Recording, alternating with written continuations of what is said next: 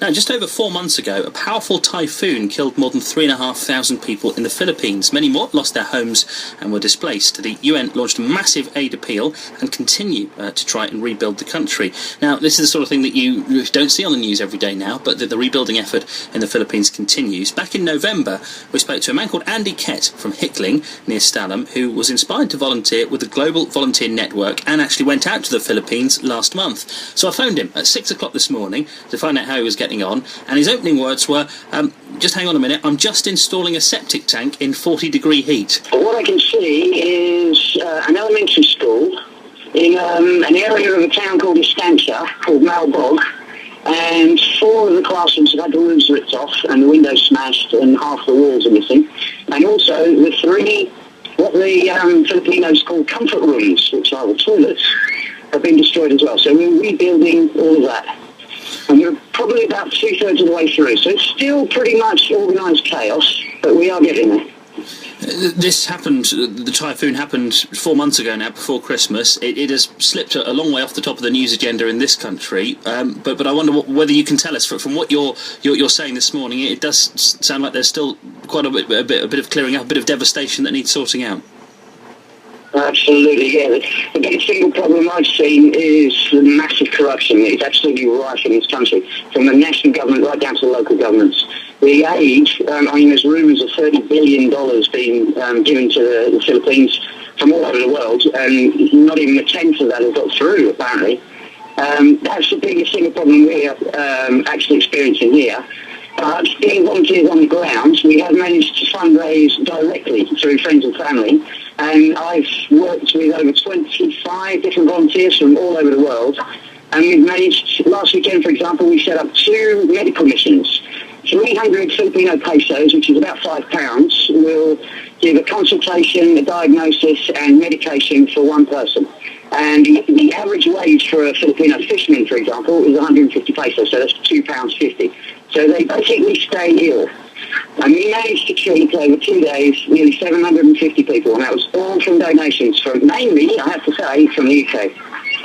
Fantastic, absolutely fantastic, Andi. You mentioned the corruption there. Is it something you can say you've seen firsthand, or is it just the sort of thing that people will shrug their shoulders and tell you just happens? No, I've actually experienced it firsthand. We started dealing out what they call shelter kits, which are effectively some bits of timber, 10 sheets corrugated iron, bag of nails, and a hammer. And we started to be involved in one of the local churches, and it all got very messy indeed. It started off really kind of, everything was well-meaning. We were delivering the kits ourselves with the local pastor.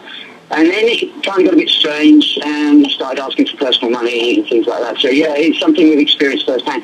The thing about it is, it's just quite simply part of the culture. They don't really consider it to be wrong as such. But that's the only experience I've had. The rest of it, the Filipino people have just blown us all away. They are amazing. They treat us like celebrities. We're cheered as we drive down the street in our little van. The food is excellent, the hospitality is great, and so is the rum, by the way, I have to say. It sounds like you're earning it with the septic tanks in 40-degree heat and all of that. And I suppose a final point, what are you getting out of this? Because it's quite an undertaking just to leave your life in Norfolk behind for quite a while and get out there and do this. Yeah, absolutely. It's absolutely no doubt in my mind. This has been the single most fulfilling experience of my life. The first thing is the Filipino people that I've already mentioned. They are just unbelievable, really friendly, constantly smiling. They've gone through huge trauma, and yet they still smile and wave and say hello. And the other thing is like the fellow volunteers. You build up a bond with the volunteers so quickly because we're all living together and working together in such tough conditions, I have to admit. It's been amazing. I'll say it again. It's been, especially the medical missions, single most fulfilling experience of my life, and I cannot recommend it enough. I really can't. Although it is very, very tough, physically, mentally, and emotionally, it's extremely tough. There's been a few people who've had to go home early, for example, but the rest of us, we're sticking it out. We're still smiling. We're sweating a lot, I have to admit. But every now and again, we get to jump in the sea, which is always a bonus. But yeah, I can't recommend it enough. If anybody wants to do it, it is just the most amazing experience.